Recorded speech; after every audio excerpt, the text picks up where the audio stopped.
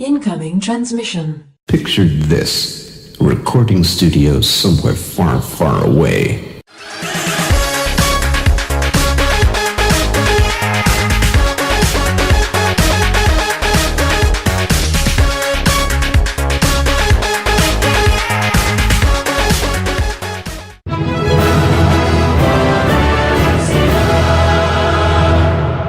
Welcome, Watchers of Illusion, to my Castle of Confusion on Monday the 18th of September. I hope you've had a good weekend and are ready to tackle the week ahead.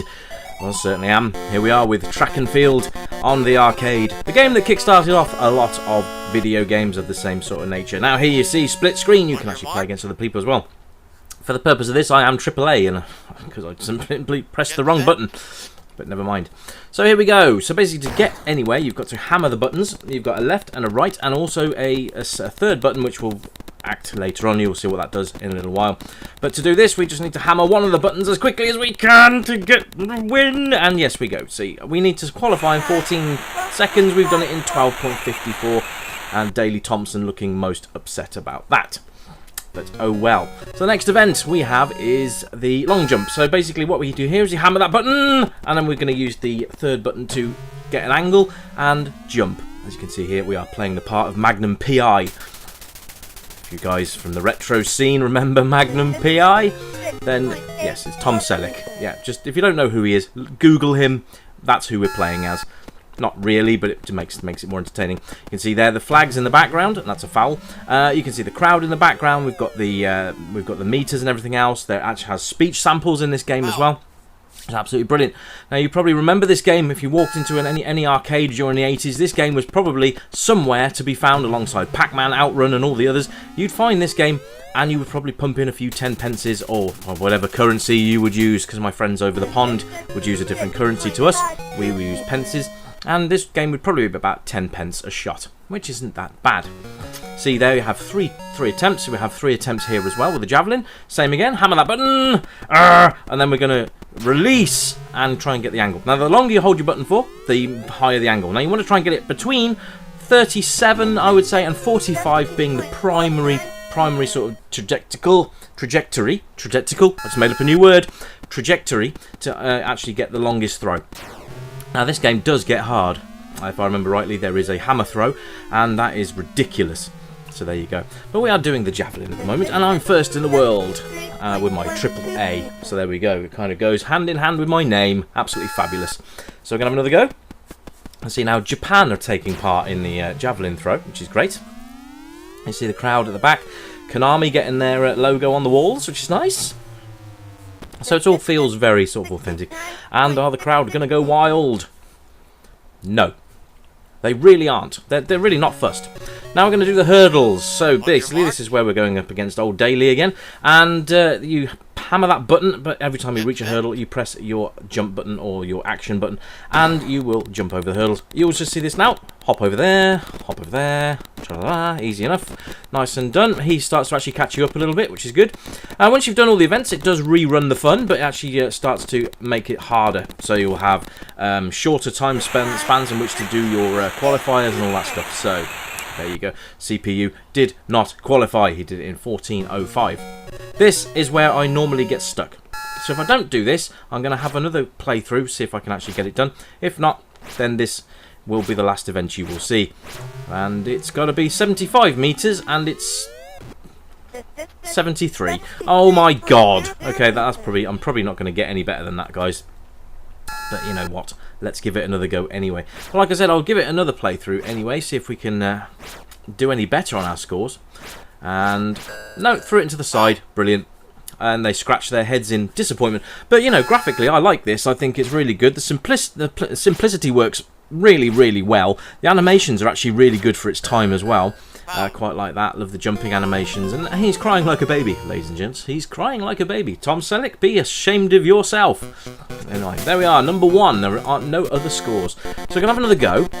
And this time I'm going to put my name in properly. The RRS, which is the Retro Revival Show, which is what you are watching today on the 18th of September. 18th of September? Where the hell is this year going, guys? Where? Where is it going? Because I can't tell you. It just seems to be slipping away into the nether. So there we go. But yeah, it's great. The graphic detail's lovely. They've got the little running shoes on. They've got their little shorts and their t-shirts on. You get the gunshot noise. You get everything. It's just really, really nice little game to play.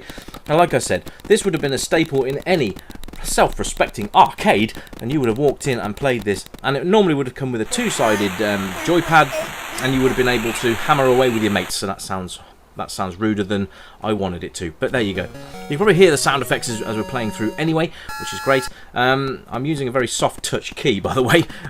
It's absolutely knackering to do this, but this is one of the games I've always wanted to actually review for you guys. So I thought today, why not? Let's get the sporty aspect of our lives back in check. So there you go. It's a bit windy and wet outside today, so it's quite nice to be indoors doing this review for you guys today. But the animations are lovely. Look at the running animation on that. And then the only thing I think is weird is that when you get to a certain point, he slides. He doesn't sort of like keep running. He just slides. I like the fact the guy comes out with his tape measure as well. Just attention to details. And you can see up there in the top right hand corner, world record attempts. AAA is first. I'm second. And AAA is third. Now, as you remember, I was AAA in the last run, so I am effectively competing against myself. But you could do that in the home versions as well. You could always try and better yourself, come against yourself.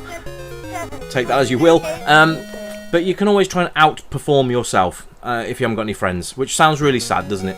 But if you haven't got anybody available to play with, this is a great game to actually challenge yourself and try and better your own scores, which is fantastic. Did really well there, didn't I? Foul straight away. Just stepped across the line, instant foul. That doesn't count. Good job too, really.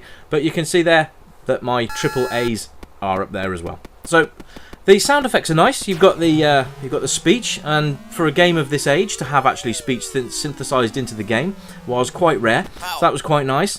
You can see there it says foul. Also, you have the person that's doing the scoring will actually read out your measurements, which is great. If you're a 32-37, like I am. But there you go. She will actually read out your score, which is great. I think it's just attention to detail, and for a game of this age and this genre, to be able to produce so much of this in one game, I think is brilliant. I actually think it's very good fun. And if this is the kind of game that would float your boat, I certainly recommend you have a go.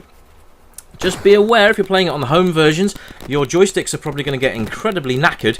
I seem to remember this one being one of those joystick wagglers, excuse the expression, but you used to have to waggle your joysticks and press the fire button, and 9 times out of 10, your joysticks would probably fail because of the harshness that you would have to actually use to gain up any momentum for your character to actually do anything. So, there you go. I'm back on here. I don't think I'm going to be able to do this, but I'll give it another shot. If not, guys, this will be the end of this review. But if you haven't picked up Track and Field, have a go. It's absolutely brilliant. And that was way too 73 degrees. What am I doing? Anyway, I'm going to leave this last event with you, ladies and gentlemen. Thank you for tuning in. Your support is always, always welcome and very much appreciated. So, until the next review, ladies and gents, I shall leave you. Hope you have enjoy the remainder of today. Have a great evening. I'll be back, I would say, probably Wednesday.